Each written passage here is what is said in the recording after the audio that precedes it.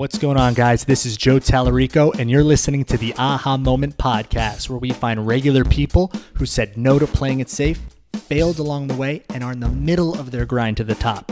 Here's how they think when everyone else tells them no.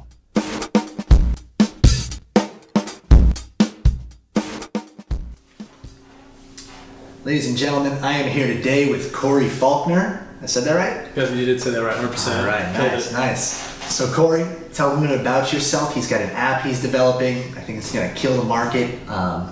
It really stands out. We were talking about it before, but I'll let him talk about it a little bit and who he is, where he's from.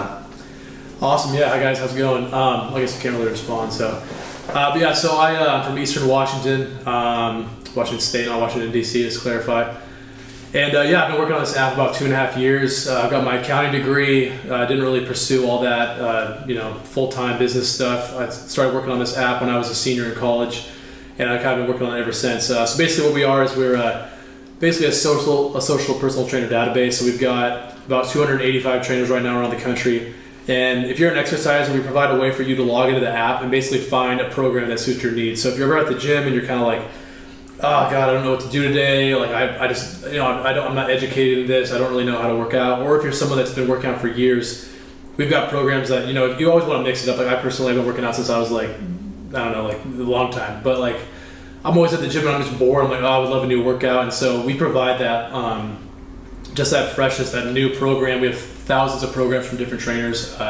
When you go on our app, they're certified, they're from someone that like you can actually go to their profile, you can see what they're all about, look at their posts and videos, and kind of just get to know them. So that's kind of what we're offering. Should be a pretty cool app launching in January, so pretty excited. Nice. One of the things I want to touch on that I heard right in the beginning was you originally had an accounting degree. Mm-hmm. And so the reason I want to get into that is the people I'm trying to reach out to and listen to this are probably going to be people who either are in college or out of college and have this degree, and either they don't know what to do with it or they feel like it no longer connects with them. So how does someone who had an accounting degree, like there's a couple things within that, how do you realize like, I'm going to leave that accounting even though I spent all those years on it and trust that that's a good idea? Mm-hmm. No, I totally agree. But I don't know if I'm agreed. Yeah, I'll just kind of start talking.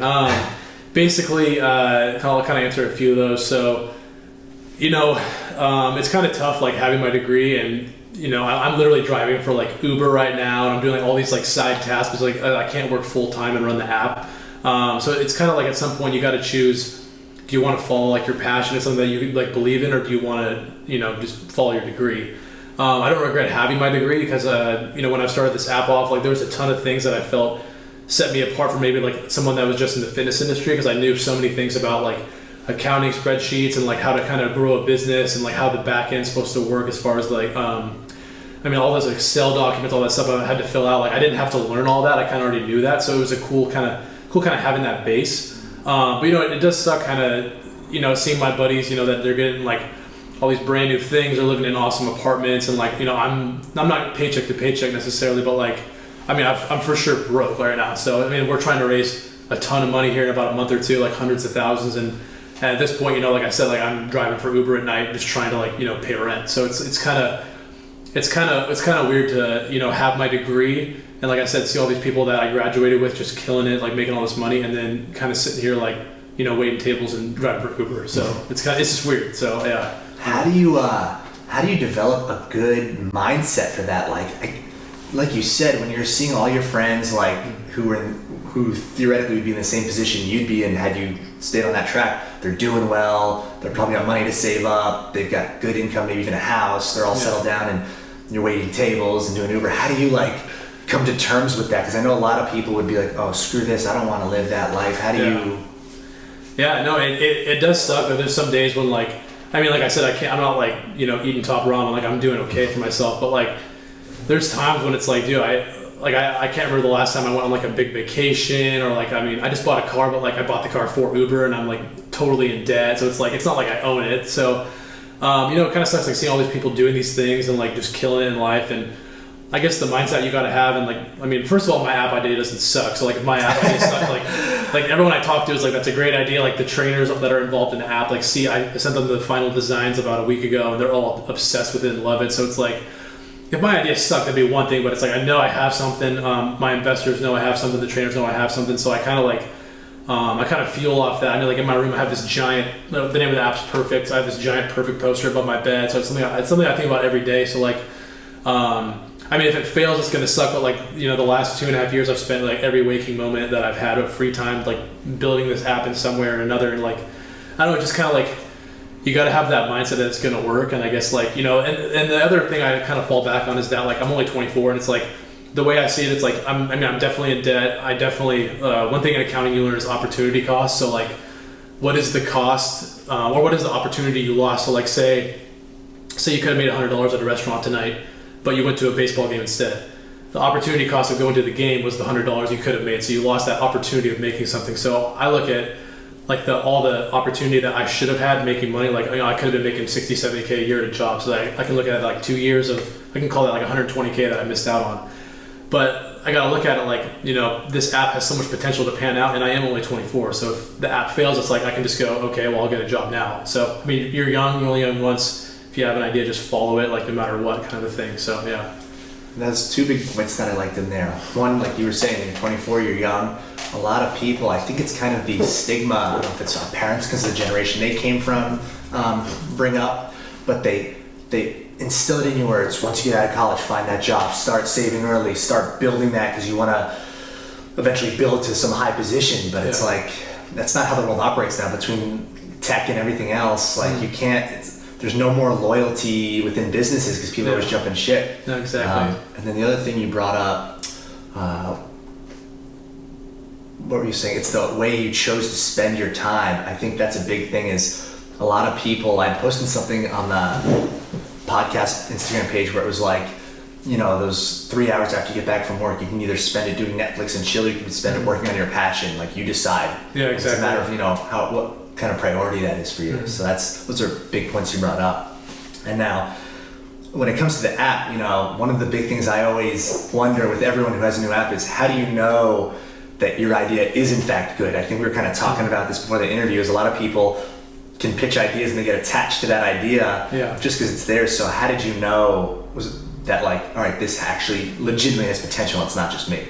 Yeah, so I actually had this idea in 10th grade. Well, like a small seed of what this idea is. So we're doing like this fitness class and I had a project and I created like a small like dinky little website and it was like it's so funny because like the quote I had on the website is exactly what we're going with right now. It's like so weird. It said like, are you sick of Googling programs? Like we've got a whole database of trainers and they, you know, work for you. And so it's so funny to look back on that in 10th grade and be like, that's literally what we're doing. Like it's the exact same thing. So I came home from class one night and my buddies were like, let's build an app. And like we were all like really excited about it and everything. Like little known fact, like I'm still doing it 2.5 years later. Like it's so weird. Are any of those other guys still with you? No, like, me and the guy, like, well, the roommates kind of backed out. And one guy was with like a month and then it just like, he didn't have like the passion for it at all. So like we just kind of like parted ways. But no, it's just, oh geez, I'm just rambling. I don't know what you asked me. You asked me like how do you know the app? Oh yeah. Well, the first thing we actually started off with, we wanted to create this like centered around girls app. We were going to call it like Live Fit, Love Fit, Lift Fit, all this like girly stuff. And then like I sat down with a buddy of mine who I'm still working with. He actually lives here in Venice. And we sat down and I remember in Spokane, Washington, we sat down before he moved back here and he just goes, he's like, that idea sucks, but I like that. And the one thing he pointed out was the marketplace and how we can kind of like brand our business around all these personal trainers that already are like running their own business. So we just basically bring them on board ours and then like help them promote their own while promoting our own business. So I kind of ran with that. And the more and more I talk to trainers and exercisers and people that like are really into fitness and people that own gyms, I realized that like what we're creating hasn't been created yet and like it needs to be a part of the market. Like there's so many people I know that go to the gym and like literally don't know what to do. Like, and it's just like, it's weird that there's all these apps and I have so many friends that like, one, don't have the same app in common and two, just like don't have an app. Like they don't use it, they don't work out with it. It's like, why isn't that, why, like we have our phones on us 24/7 at the gym. Like why am I not using an app to help me out? So, the more and more I pitched it, I got rejected by so many investors. I remember the first investor we went to, they said,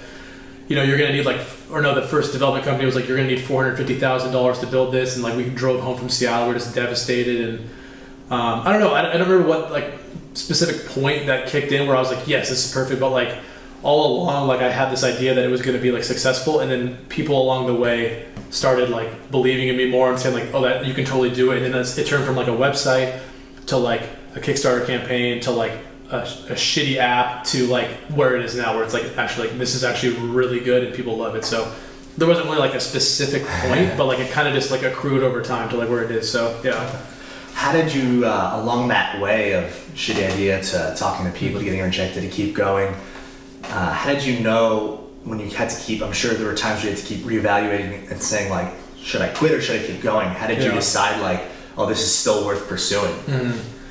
There was actually a point where I had given up for about 2 months. It was in, I think it was, so I launched my like little website that I built myself. I spent all summer of 2015 building this website, and like we had like 60 trainers on board, and I feel bad for the trainers that are still on board from then, because it's like they've been waiting like 2 years for this. It's like honestly embarrassing how long apps take.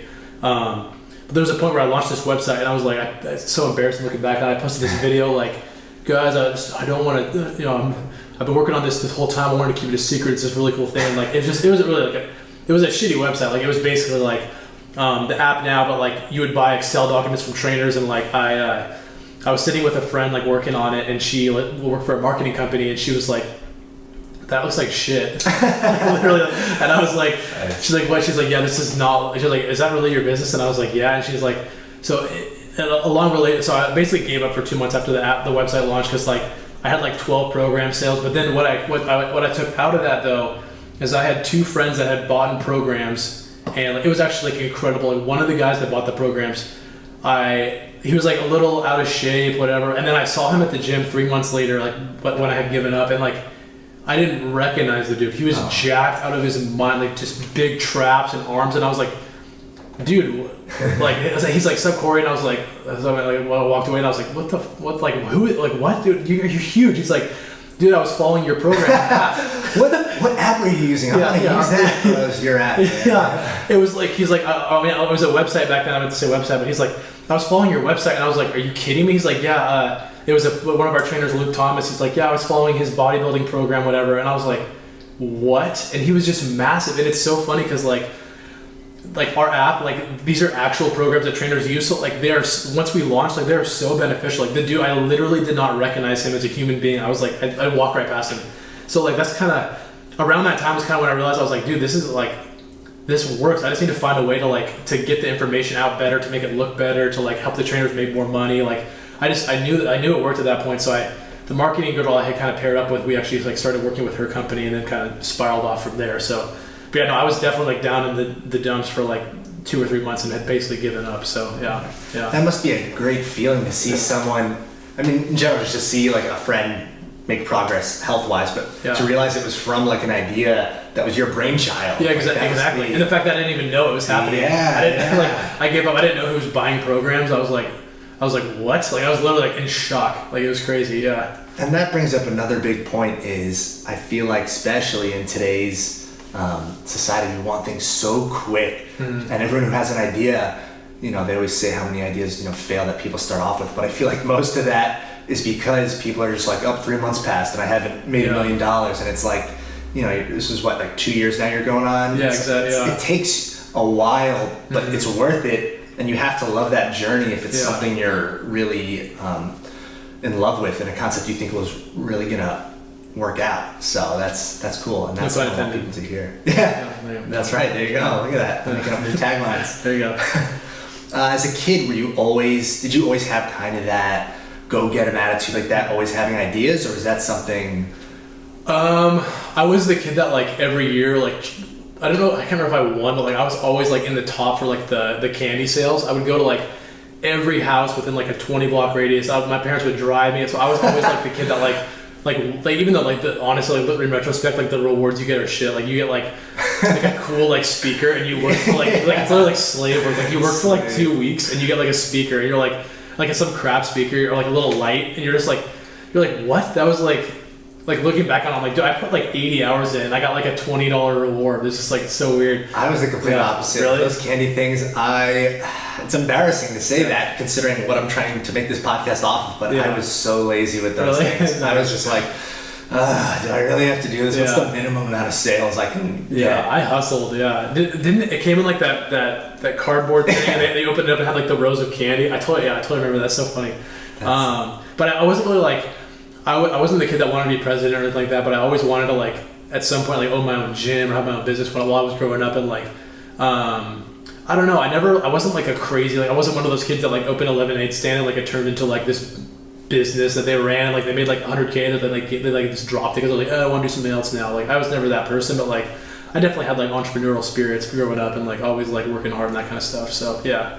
Is there anything that you find easy to do that other people would find uncomfortable? Like any skill set or? I talk a lot, but I'm actually like opposite of your question. I'm actually like really bad at public speaking. Like I don't like I get really nervous. I guess the one thing that comes comfortable to me is like I think I'm really good at meeting people, so I'm really like I'm the person like if you're at a bar and like there's just people talking, like I could literally I don't ever do this because I just won't let myself do it, but like I could show up to a bar by myself and make friends, like kind of a thing. I mean I don't do it because I think it's weird, but like I think I've always been really good at like meeting people and like connecting, and like even when I'm driving Uber right now, every single person that comes in my car, as long as they speak English and like talk to me, like I get them to sign up for the app for the beta test. Like I've gotten like probably 10 people in the last week to sign up for the testing of the app just because I'm like talking to them and I can pitch them the idea. So like I think I'm a really like emotional like invested person, so I can kind of like put my heart into things. So I think that's kind of like an advantage that I have. And I guess I can connect with people really well. I think I can kind of like adapt to people, like if I can really like sense how they're feeling. Like if I'm talking a lot like I am right now, you know, like I'm gonna try and stop talking here in a second so we can move on, but like I'm good at like if I'm talking to someone, I can tell if they're like not interested or like they don't care. Like I guess I've always been kind of good at that, but I don't know. Yeah, I don't have like too many advantages or anything, but yeah. And now on the flip side of that, I find that when we grow up, there's always, whether it's a trait or an insecurity, that each one has. You know, it's all different for all of us, but that ends up being the thing where we chase because it's the thing we never had. So like for me, it was a certain type of self-confidence where. You know, I ended up turning to comedy and being self-deprecating because that was my way to like be outgoing, but you don't really have to put yourself on the line because it's like, oh, I'm just making fun of myself, you guys. So, but then the biggest thing I seek out is like, and we were also talking about this before, is I like meeting new people and connecting, and to me that's like that me chasing that confidence of being able to talk to people and mingle. Did you have any like insecurity or trait like that you find?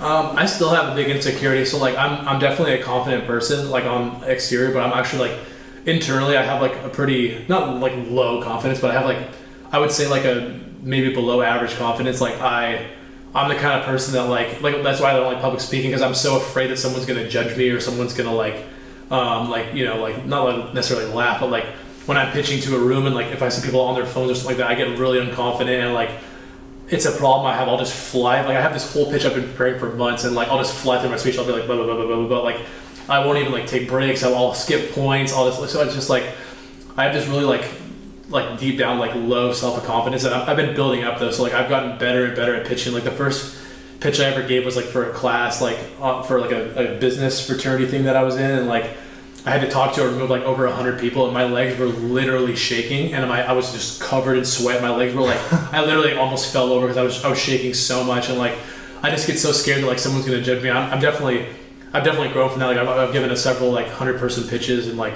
it's nerve-wracking, but like you get done with it and you feel so good. You're like, it's just the fear that I have and like just accomplishing that. So like I totally, like you said, like just chasing your fears and like trying to like just beat them, like just overcome them. It's like I think it's cool. Like I don't know, I still get like freaking scared after pitch.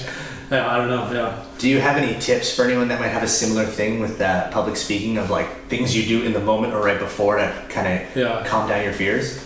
There was one piece of advice I got before. I can't remember what it was though. There was a piece of advice. This guy, he said something to me. This is like the dumbest thing to say right now because I don't know what it was. But like, whatever he said to me when I gave a pitch in March, like this room of like 90 like millionaires, and like he said something to me, and I went up there and just killed it. Like it was, I didn't get an investment because like it was in Spokane, Washington, and like I'm on a fitness app. It's not really like the market, but like I killed my pitch. Like it was awesome, and I wish it was something just about like. Just like kind of like who gives a shit, like you're passionate about it, so just do it. Like if it's something that you care about, like you put all this work into it, why would you like go up there and just like screw up? Like why, like who cares what they think? You're gonna go up there, and this is something I try and convince myself. Like when I used to play basketball, like I was a terrible shooter because I was like so unconfident in my shot that I'd be like so nervous that I would just miss. But like the older I got, it was like why would you be nervous? Like you're gonna have to shoot regardless. Why would you add that extra pressure to yourself? So like when you're giving a pitch, it's like don't think about the room, don't think about everyone else. It's like you're here no matter what. Like why would you put yourself in that situation to like get nervous and scared? It's like, so I've gotten a lot better about that. Like I'll kind of psych myself up and be like, just freaking do it. Like who cares? Like, but again, I still get, like nervous and like sweaty and underconfident. Yeah. So I don't know. I'm still working on it. To add to that, this might help out. When I read Bryan Cranston's autobiography, he was talking about how he had been an actor for like 20 years at this point, and he always got nervous going in for auditions because it's like, oh, I'm trying to audition and I don't want to screw this up. And he just hit this point where it's like, it's not helping me getting nervous. And what am I trying to do at the end of the day? At the end of the day, this is my job, right? And my job is to give you the best performance you can. If you like it, great. If you don't, I can't. Exactly. I can't be emotionally attached to that. So that was his switch. He realized I'm here to do a job. So like if you're a waiter, let's say, or a trainer, you're there to train that person. You're not there to train them and say, oh, I hope they like me. You're there. This is their goals. All right, I'm going to make sure you hit those goals. Exactly. And that's how he looked at his auditions going forward. Was I'm going to give you the performance that I think you need. If you like it, great. If not, I can't hold on to it. Yeah, so that's what I'm working towards. But it's a work in progress. Yeah, for sure. Yeah, for sure. Have you had any particular influences or mentors in your life? I think my parents have been pretty good influencers. Like they've been married like 28, 30 years, whatever. And like, they're influencers in like a sense, like kind of just caring for people. Like they've just, they've done that. We moved from LA to Washington when I was a little kid, like just like a safer city. Like they gave up like better jobs that they could have had to like help raise us in like a safer community. So I really appreciate them for that. And like they're great role models, like really respectful. Just so I think they're role models in that sense, like just helping me be like a better person. And I think I've had like a lot of. I don't really have anyone in my like personal life that's inspired me to be an entrepreneur. Like I definitely have like motivating friends, but like I think people just like videos that I've seen. Like I watch a lot of like motivational videos and all that kind of stuff. People that inspire me, people that like I'm doing what I'm doing, like people that have started off with literally nothing and then just like made something of themselves and then like helped other people. Like that's kind of my goal. Once I want to make this app huge, and then I want to like find a way to give back. So I think I can't like pinpoint one person, but like anyone in the world that I've watched a video of, like seen like live or something like that has like started from nothing and then built up their career and then like found a way to like just give back to people. Because there's a lot of people like that. I can't name one right now, but like there's a lot of good people in this world that are like doing like incredible things. And so like there's always people that you can look up to, or like maybe I'll be one. I don't know. We'll see. I gotta get there first. That's right. I don't know. Yeah, Yeah, and I'm the same way. I want to be able to give back, and that's half the reason. That's most of the reason why I'm doing this podcast. Is I want people to, because this is a question I'm seeking. Is all these questions I ask all my guests on here. I want to know how they're doing it so I can better help shape my mind. And I'm hoping people listening in, they hear these and get the same influence too. And even if I get one person that's just like, dude, I listened to the episode with Cory, and I had no intention of starting this, and now I am. Like that would just fill me up. They mean a lot to me too. Like I told you before the podcast, like I got a ton of buddies that like hit me up with ideas like every week, and they're like, oh, I want to build this app, or I want to do this, and like I'll put them to the test. I'll be like, all right, come back to me in 3 weeks, like with like an actual idea. We'll talk about it. And like every time they don't come back to me because like they just were like, whatever, screw it. But no, like if I have a friend that wants like to make something, like I'm there 100%. Like I'm like, dude, how can I help you? Like it's just cool to see people succeed. Like especially like if you're a part of it. Like you said earlier, like before we talked or before this, like you were saying, like if you can pair up two people and then like they both can be successful together, like, and that's how we met actually. Like my buddy Phil, shout out to Philip Silva. I met with him on LinkedIn, and then we grabbed a beer, and he's like, you gotta meet this guy Joe. So now we're here. So See, look at that. Yeah. So and then I've got some people I need you to meet. So I got some people I want you to meet. So it's like perfect. Yeah. Yeah. It's interesting. That's kind of what got me into reading into all of this, like listening to podcasts in general. Was I was watching an interview with Ryan Holiday and Tom Bilyeu, and I don't remember the exact quote, but he was basically saying the problem with a lot of people today is they could say, let's say someone wants to be a skier. Ryan was saying like, I can give you a book and say, just read this book and you'll know everything you ever need to know about skiing. All you have to do is read this book. And the sad part is, even though they're literally giving you the book with all the answers, that person probably still they're not going to read it. No. And at first I got so immediately angry. I was like, that's bull, man. I would if you had all the answers, why wouldn't I read that? And then I went home and I was thinking about it more, and I was like, damn, he's actually right. Like, how many times, that was a little bit of an extreme example, but how many times has someone offered to give you help or saying like, oh, I can connect you with someone, or I can do this, and you're always like, yeah, I'll do that, and you never follow through. No, I literally did that last night. Actually, I mean, I didn't go. There's this kind of pitch competition in downtown LA, and I mean, I wasn't really invited. I kind of was going to go because I got like a ticket, whatever. And I was going to go. Like, I've been to a lot of pitch competitions where like I show up and like everyone's networking because they know each other, and I know no one. I kind of just stand there for 3 hours. That's why I didn't go. But like, what if like that was my opportunity to go and then like meet someone and like become more influential, and I just sat at home and like, I mean, I worked on the app, but it's like kind of related to what you said. It's like I had the opportunity on the table, and I just didn't really want to drive through downtown LA like at like 5. Oh, that's the worst. So that's, I have that's not hung out with so many people. That's literally.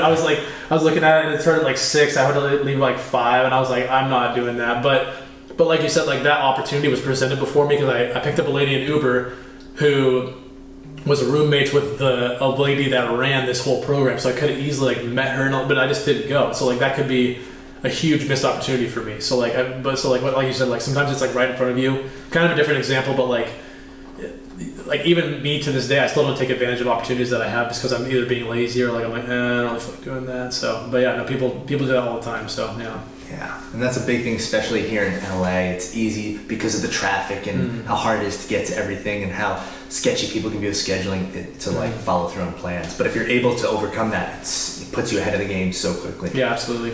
Was there any big, huge obstacles or sacrifices you had to overcome to get to where you are? Yeah, for sure. Like, I mean, the first one, like I said earlier, just, you know, not having like a full-time job. Like I've been literally waiting tables or like assistant managing or like Ubering for the last like, since I graduated, literally. Like it's so, you know, just like those obstacles. I think the biggest obstacle was overcoming that first that we had with the developers when they said, you know, we're going to need like $400,000, whatever. That was the biggest hump to come over because it was like, we drove back from Seattle and it was just like, we were so hyped going to that meeting. And like when I look back on it, like, we had these like designs we laid out and they looked like such shit. Like they're like the worst, like the things that I designed like 2 years ago, like these crappy like black and yellow, like weird like layouts for apps. And we're like, we want to do this, and like we had no idea like the back end, like all the web stuff you have to do in the back end, like for trainers to upload programs, and like the social aspect, all the design, like every settings button, everything single pop-up needs to be like, we didn't know anything. So like I think the biggest obstacle has been like the whole process is just realizing like I started this app journey. I wanted to build this app, and then realizing at some point, like I have no idea how to build an app. Like that, like so. That's when I have friends approach me. They're like, "Oh, I want to build an app." I'm like, "Dude, you have no idea the kind of shit that you have to go." Like I for the app alone last year, like it wasn't working in September. Like the developers couldn't figure something out, so I spent 16 hours a day for like 3 or 4 months just entering programs, only for them to like hundreds of programs to be finished. And then go like, oh, that didn't work, we have to restart it. And then just going back through that. So like, I entered in about 200 programs, every exercise, set, and rep, all the way through about 4 times, because each time they got reset. So like that took me months. But like, just those little obstacles over time, like just stuff where like you, like, and like I said, we were supposed to launch in September. We didn't launch till January, to you earlier. Like that's a huge obstacle. Like telling it's so embarrassing telling your friends, like, I'm going to launch this app in like September, and then like telling trainers it's going to be ready by mid-August because that's what your developers tell you, and then all of a sudden it's like December 5th and you still don't have an app and you're not even close yet, and then like January 1st hits and I was like, no matter what, we're launching January 1st, and we launched like January 20th. It's just like so many things you have to deal with and like so many obstacles you have to overcome, and it's just like it's really hard sometimes, but I mean like just like I think I earned getting, like, you just got to get through it, and I think you'll earn what comes to you. Like I feel like this app's going to be awesome, and you just got to overcome the obstacles and you'll be fine. So yeah, and I'm glad you said that because nothing's ever linear. Like there's always going to be ups and downs and setbacks, and it's how well can you adapt to that and not see it as a failure and see it as like, all right, here's the hiccup. What can we adjust? What's going right? What's going wrong? Let's keep moving forward rather than, oh, I said January 1st, it's January 20th. I'm over this. Yeah, I was basically over it, but yeah, still did, yeah. And then you also brought up how when you had your first pitch, how bad the layout was. And I like that you said that because everyone, I feel like one of the things that holds people back is they have their idea, but they're like, wait, I need everything to be perfect. It needs to be the finished, polished product. It's never going to be finished when you're first thinking the idea. You just got to be 80% ready and just go and figure it out, because you'll get the feedback. For sure. When it comes to those days where you have setbacks, or the days like you were saying where you gave up on the app and the idea altogether, what are some tips people can do to just keep moving forward? I mean, I guess the best tip is like literally just keep moving forward. I mean, honestly, like I wouldn't even be here right now because like in March I had this guy that was actually going to be a trainer on the app, and I had been talking to him for like 2 months, and he was ready because he apparently had a lot of money, whatever, in LA, and so he was ready to put down like, I think it was $250,000 for 27% of the company, like at like a 900 something valuation. So he was ready to do it. Like he was just getting home from Germany, flying out. So I was broke as hell, and I flew out from Washington to LA to meet with him, and then he just never showed up. He like said he was in Germany still. So this whole time I hadn't been pitching any other investors. I had only been talking to this guy, but like I flew all the way out here, like spent all my money at that point, and then he just never showed up. So I just sat in LA with my buddy. I still worked out, kind of like had fun at the beach, but like it was like, so that was devastating to me. Like just $250,000 would have funded the whole app, and then like just nothing. So like, but the piece of advice I have is like, it's always green on the other side. Like you're always going to have something come out of it. Like it happens for a reason. Like for example, if we had went with him back in, whatever, like the app we would have built that might have launched this fall would not have been where we're at right now. Because there's so many things that I realized in this past summer, like that when I'm talking to trainers and people that work out, like, oh, we have to have this feature, or we have to have this design. Like I wouldn't have met this design team in Toronto that we're working with, and this development team in Ukraine. Like I wouldn't have met these people if I hadn't like have just not had that happen to me. Like if I had gotten the money, I would have paired up with some probably crappy development company that would have overcharged me, that would have quickly done the designs. I would have used my own designs. Like it would have just not been a good app. So like I lost at 250,000, but like it's probably the best thing that ever happened to me, because that 27% I can break into like giving it to 20 different investors at like smaller portions, and then now we have a full team versus one random dude. And then also like just I don't know. I think just if something bad happens to you, just know that like things could get worse, but like they can also get better. Like there's always some. I always try to look at the just the best outcome out of things. Like what can I benefit from this terrible thing happening? So yeah, I guess that's the way I look at it. Yeah, I like that you thought about like, oh, what would have happened if we did get that investment, and you saw that it wasn't the route you would have wanted to go. So that's good that you're able to still see the silver lining in all of that. That's big. What about goal setting? How do you set the goals and then make sure that you stay as best as you can on track?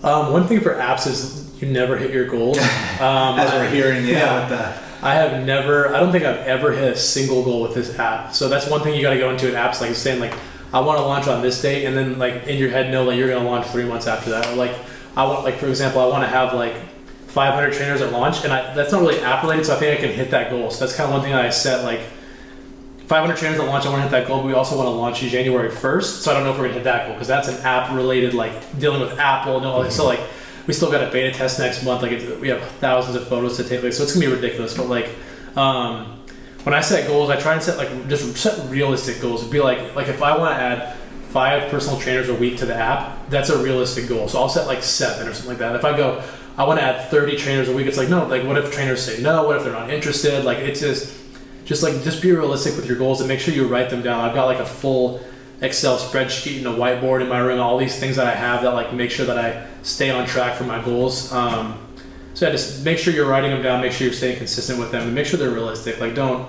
put down like goal, like it's cool to like set the bar high, but like don't put yourself in a situation that like you're gonna hate your life trying to figure things out, because like, it's just not worth it. So yeah. That's awesome. Yeah, for sure. Do you find that it's better when you write stuff down versus just either listing in your head, or some other method someone might be doing, having someone else write it down? I think 1,000% writing it down. So like, and that's one thing that you need to do is if you have an idea for like an app or like a business, and like all my buddies that pitch me their ideas, it's like they're like, I want to do this and this, and it's like, do you have a business plan? Like just like you don't even need that. Just write it down. Like just like take some time out of your day if you really want to follow this thing, and just write down like how would you market it? How would it, like, who would it benefit? Who would it not benefit? Like what is this app about? Like just thinking about something is really great, but like if you don't like actually take the time to sit down and write down, then you don't deserve to be successful because you haven't put any effort into it. You're just like I drive, and like when I'm driving, all I do is just think. I sit there and like sometimes there's no music, I just think. And like, but if I go home and just watch TV and I don't write down what I was thinking about, then I don't deserve to like achieve what I was thinking about, because it's like I'm not putting anything, like I'm driving and I'm thinking, like I'm not like, what else am I gonna do, listen to music? Like it's like, if you're not putting your own personal time into your ideas and like writing them down and like just recording them and like working on them, then like you don't deserve to be successful, honestly. So yeah, just writing them down, I think, is the answer. Yeah, that's a lot of the guests I've brought on here, I've said very much the similar thing. When I had Shane Griffin on here, he was saying the same thing. When he had a partner he was going to start one of his companies with, she had a specific skill set, I forgot what it was in, but his big thing was like, okay, you like doing that, but are you ready to do all the other little things that you're not expecting? You're ready to change the light bulbs, mop the floors, help people check in, this and that, because you're going to be spending most of your time doing that over the thing you really want to be doing. You'll get to that at some point. And that's a big point you bring up. It's if you're not willing to even think about this all the time and always have it on the back of your mind, you're not ready for this journey, because that's going to be your journey. No, I agree. And actually, one of my investors will probably be watching this, and he'll probably be pissed off I say this, but I brought on an investor last November. It's a really good buddy of mine, and he's like a financial guy, whatever. And so like he was a financial major in college, whatever. And I asked him to do some like it was like something easy, like can you take the trainers that I have, their list, and just write down like where they're from and like some information about them, so that I have just more like record like better notes basically about who these people are. And he goes, "No, I'm your financial guy." And I was like excuse me? I was like, dude, we're a startup. I literally have put all my money and time into this. I brought you on board. Like you have no financial. You're not a financial advisor. Like you're not like some CFO, some huge. You're like a college student who's part of a startup that's refusing to be involved in that startup. It's like what, like I didn't bring you on board to run my books. Like you don't know, like you're still in college, you don't know anything about that. Like, so yeah, like you said, like if you're not ready to scrub floors and do that kind of stuff, it's like don't be a part of a startup, because you're gonna be like my scrubbing floors is like writing like thousands of words each day on like random crap that I don't really care about. Like it's just like I have to do these data entries and all that kind of stuff because I like have to do it to run the business. It's like I didn't get an accounting degree so that I could like, you know, keep track of like what city a trainer lives in, but it's like that's part of like what you have to do is like just do whatever you can to succeed. So like if you're not willing to do it, like you said, like that Shane, whatever his name was, said, like just don't do it. Like it's yeah. Oh, for sure. Yeah. Kind of backpacking off that is we might have already basically answered it, but what do you think is a habit that holds most people back? I think that's a good question. I never thought about that. I think people kind of get into the habit of like, well, I guess I have an answer. People get into a habit of like having their own skill set, like kind of related to what I just said, like thinking that like this is who they are, like they do these things, and like some people get like cocky. Like I personally, like right now I'm waiting tables, and like sometimes I'm like I'll be waiting tables and someone will like, you know, talk crap to me or something like that at the table. They'll be like, I want this, and like because waiting tables, like you get with some of the worst people that come in. I can't imagine. Yeah, it's just like, and then I'm sitting there and I'm like, dude, I'm the CEO of a company that's trying to raise like $500,000 right now. So like next week I could quit this job and like maybe have like a ton of money in my bank account, and like just the app goes well. We just like I'm this huge influencer at some point. Like we have this big app, and then I'm sitting here like dealing with this freaking chick that like wanted an extra side of mustard and she never asked for it, and she gets my manager involved and stuff, and I'm like, she never told me that she wanted mustard. Like so, I think like people think that, and I do it too. Like they like. I think people fall into the habit of like thinking they're better than other people, and I don't think I'm better than someone. I just think I'm better than waiting tables right now. You know, like I just think I am. I think like I've put in so much work that I should not be like wiping someone's table down when I'm done. Like it's embarrassing, but like I don't let myself get cocky like that, or like not be humble, because like I know that I haven't made it yet, and I still have work to do. And like I also think about people like in the past. Like I hear all these stories, like people that like move from overseas and they like, you know, they bust tables for 10 years and then they started their empire. It's just like, so I mean like I'm not better than anyone. So sometimes like I think people fall into the habit of like just like refusing, like my buddy did, like refusing to do certain work because you think you're better than it. And it's like when I hear entrepreneurs go like, oh, I don't work weekends or something like that, I'm like, dude, like I'm like are you like I can't remember who it was, but I was trying to work with this guy one time. He's like, yeah, I don't work weekends. And I was like, okay, well then we don't work together. Like, yeah. That's like I just want 4-hour work weeks. Yeah. I was like was like, that's not okay. Well, then like, good luck. Like, I'm not gonna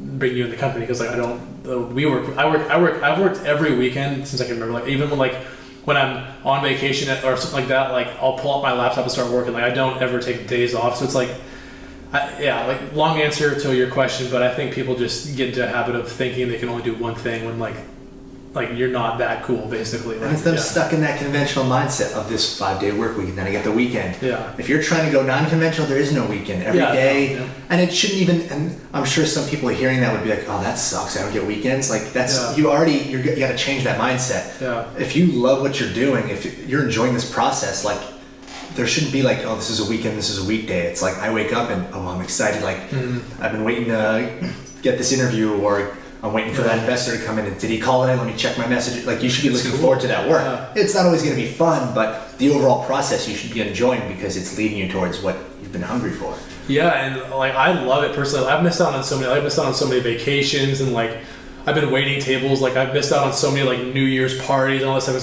Like I missed out on meeting Shaq last year because like, my buddies that will probably listen to this, they freaking. So in Coeur d'Alene, Idaho, Shaq, they're all at like lunch at this random place on New Year's Day, and it's the Husky something like the Husky Alabama game, whatever.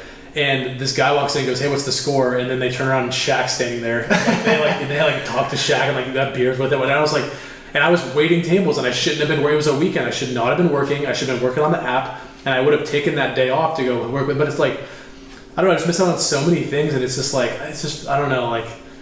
I don't know. So that was one thing I was like still pissed about actually.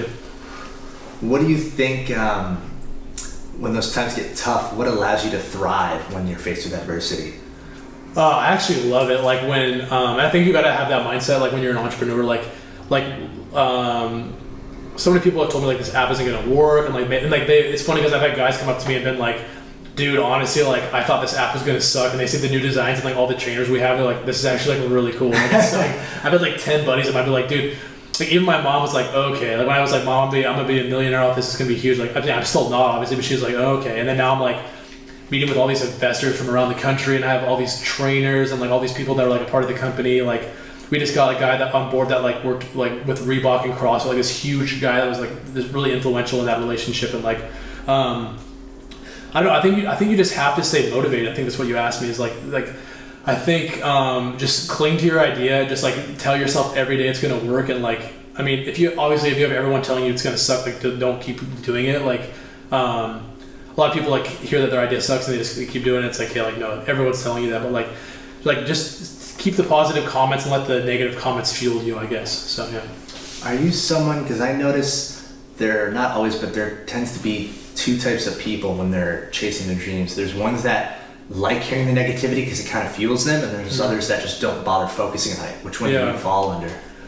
I think I'm the first one, then I turn to the second one. So like if someone's like I'm like a girl sometimes. Like, I remember comments people told me like 8 years ago. They're like, "Oh, that's gonna," or like 3 years ago. I remember this one guy, we were recording a video, and he's like, "Is that for your stupid app?" He said it was like 3 years ago, and I will never forget that. And I can't wait to be famous, and I'm just gonna send him like I'm actually not gonna do anything. I'm just gonna let him remember what he said, and then like just be like, I'm doing pretty well for myself. Like the app's killing it, you know. Like, but like, so I take those comments to heart, and like it kind of sucks that like we haven't been successful as of late, like or ever. So like people like talk crap about me, whatever, and then like or like say negative things, and then like I haven't really proved them wrong yet at all. But like we're getting close to that point, and I remember the comments. I thrive off of them, but then I also like don't think about them every day. Like I'm not like, oh, we can't believe you said that like years ago. Like there's bridges that have been burned with people like over the years with this app, and it's just like I just don't really think about it. But like in the time though, I let it fuel me. Like I'm like okay, like if someone talks crap about the app, something like that, I'm gonna go home that day and like work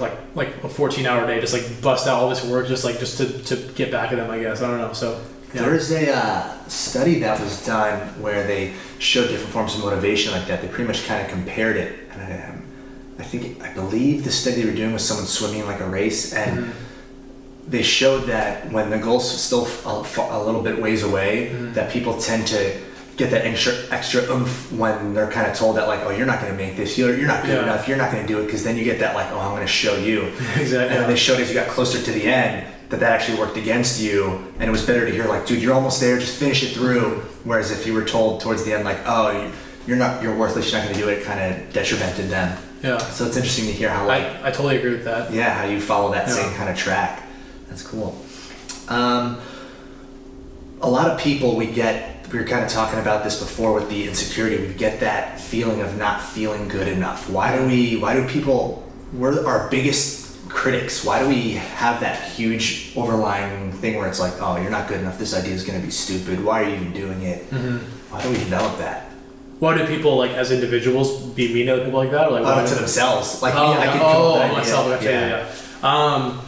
I don't know. I think like over time, like I've heard all the people like say stuff about the app, and it's like, you know, over time you get kind of like self-conscious about certain things, and you're like, oh, like all the time I think like, what if this isn't gonna work? Like, what if this fails? And like, I don't know why we do it to ourselves. We just do. Like, I think it's just part of like being human. Like, just second guessing yourself, like making sure you're doing well. Like, the one thing I will say, like unrelated to your question, but like, even if this app does fail, like I have made so many connections and learned so much in the last 2 like I know a personal trainer or like and their friend group to an extent sometimes, like in every single state pretty much in the country. And I know like I met you and I met all these people. I know these developers in Toronto and Ukraine. I know investors in like New York, and it's just like I know all these people now because of this app. So it's like if I was just working a 9-to-5 job in Spokane, I would never have met.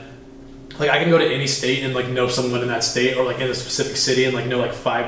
Like I have like 20 trainers in Miami, and it's like people that I can go have a beer with when I visit. And it's just like you don't get those things when you're just like working a 9-to-5. Like you don't get those experiences. You don't like make those connections. So I think like I can be down on myself sure sometimes, but like no matter what happens with this app, I'm pretty happy with where I'm at right now in life. So yeah. I absolutely love what you just said there. You're on the same page. I'm exactly on the same page because when I was working at a gym back on the East Coast. I'm from New Jersey originally. New Jersey? And when I was I don't know this. Yeah. But when I was first talking about moving out there, I had pretty much everyone. Wait, out there or out to here? Out there. Oh, okay. Like when I was out there thinking of moving out here. Okay. I had so many coworkers and stuff that were just wondering and constantly asking, why do you want to move to LA? Which is actually positive. That's actually weird because everyone wants to go to LA. So that's kind of weird, actually. So the big thing was like, anything you can do there, you can do here, so why not just stay here and do it? And to an extent, yes, they're right. But for me, it's like, going off what you said, the world's too small, there's too many connections. Hell, even if I completely fail being out here and I'm still on my journey, let's say nothing happens, I just become a waste of life. At the very least, like you said, I've met so many people. I've met you, I've met Phil, I met everyone. I met my girlfriend who we've been together 3 years. Exactly. None of these things would have happened if I was just living in my parents' house back in Jersey and I was just a local trainer there. Like I would have gotten, half the reason I moved out was I noticed I was getting so comfortable. The repetitive process. And I didn't want to get caught in that. And I didn't want to be that kid that's, you're 30 years old and living with your parents still, dude, you got to figure something else out. And so that's what made me come out here, and I don't regret it at all because of everyone I've met and the things I've learned along the way. So that's... No, on the same page. Like, I just moved out here in June, and like I don't have like, I've got like a very small friend. I've got probably like maybe 10 friends out here. It's like I don't have like, and I'm a really social, like total social butterfly. Like back in Washington, like I grow up, my buddies go out and we go out in like groups of like 10 or 12. Like we don't go out like 2 or 3 friends. We're like only 4 of us go out tonight. We're not going to go out. Like we go out in like just giant groups of people. Like, so I have all these friends all around me. Like I love all my friends. We're so close. Like we're on group chat all day together. Like, and I miss them a lot. But it's like, dude, like if you stay in the same place your whole life, like you'll make like little extra connections here. Like I'll go out to the bar. Like maybe a friend will know a friend. But it's like, but then everyone's still in Spokane. Like even regardless of this business, I wanted to go to LA to make friends and like meet new. Like I picked up these guys in Uber the other day. They're from Brooklyn, like these super cool dudes. We're all getting beers tonight. Like we're gonna get drunk and like have a great night, and like I'm gonna get to know them, get to know their friends in Brooklyn. Like when you stay in the same like small town or same city, like you don't get to like learn. Like you don't get to like explore yourself.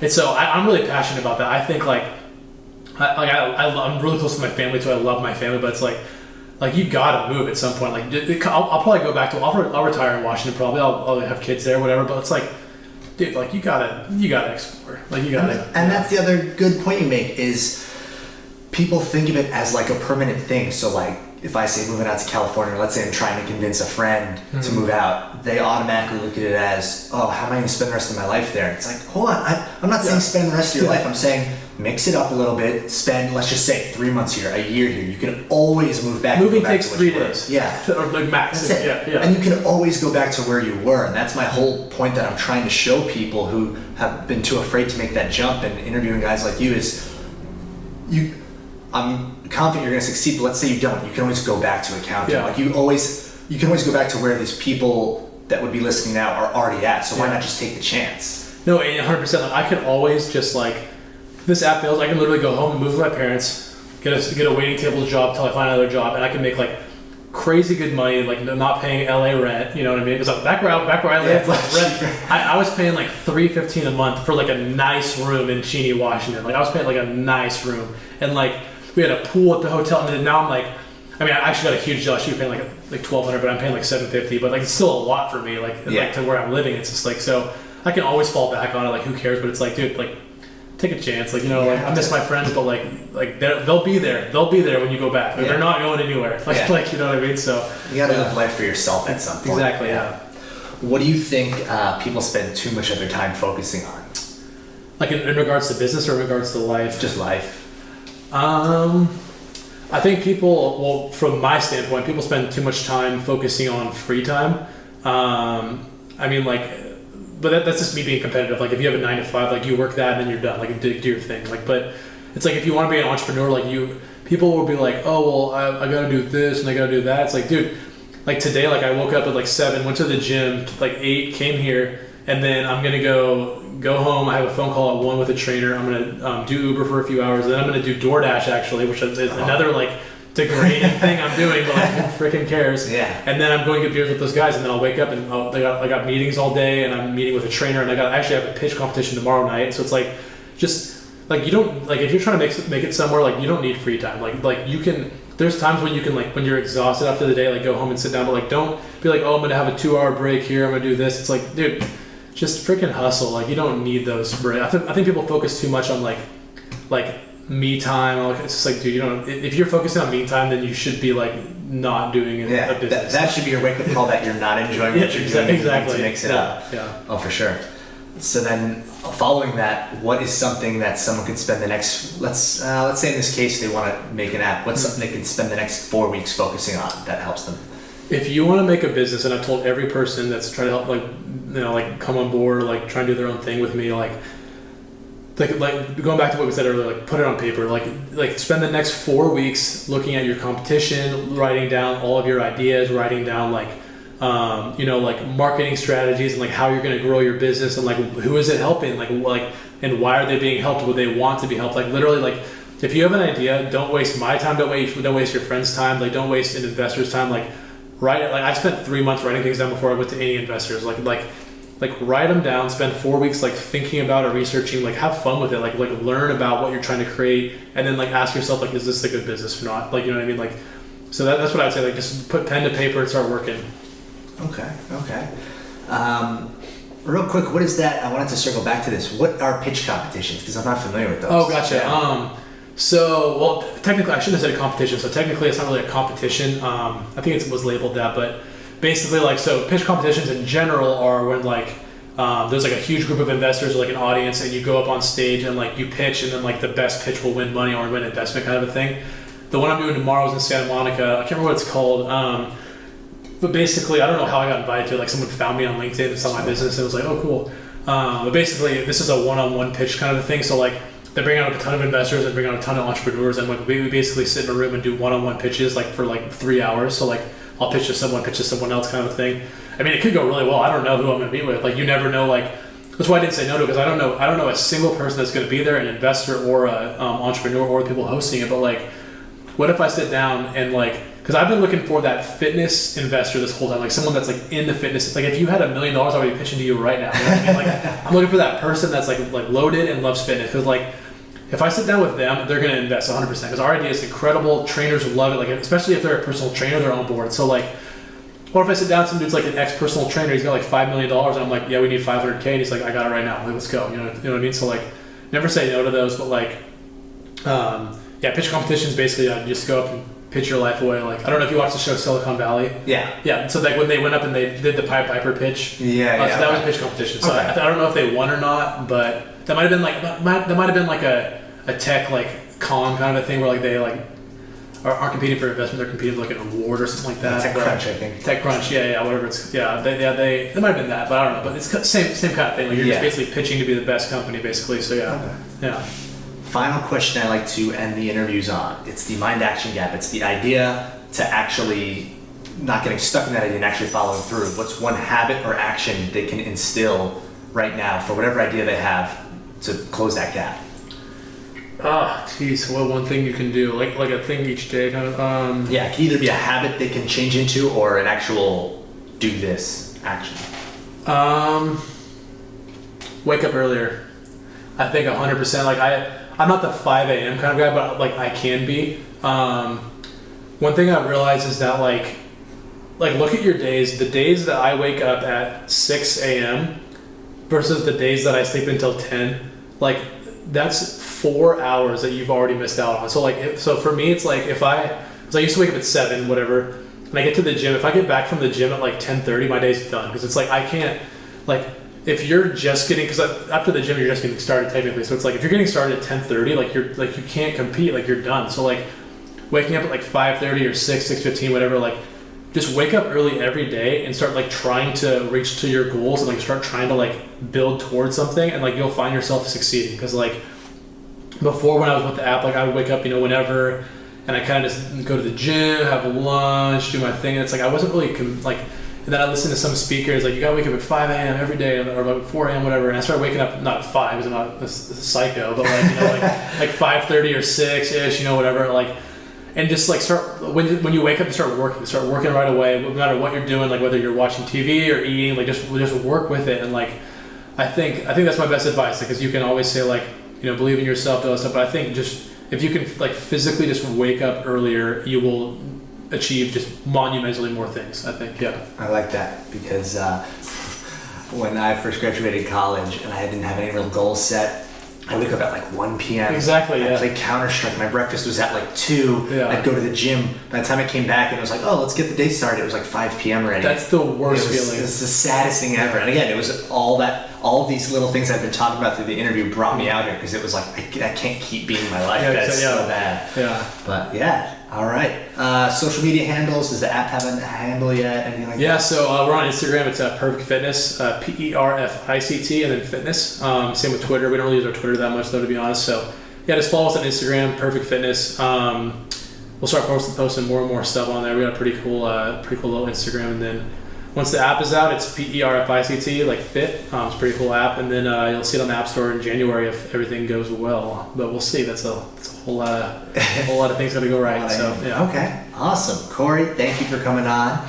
We'll definitely add all those social handles in the show notes, and when the app launches, we'll definitely on our end do whatever you need us to do to help. I appreciate that, man. And I'll do my best on my end to help you too, man. Of course, I love it. Of course. People helping people. That's right. Awesome. Thank you. I think people helping people should be the name of your show. People helping people. Wait, what's your show called? The Aha Moment. Okay, gotcha. Good. I like people helping people. People helping people. Where did I get that from? I think it was from Wedding Crashers. When have you seen Wedding Crashers? Oh yeah. When he's sitting under the table and the girl's like jerking him off, and they're asking him about his like t-shirt business, and he's trying to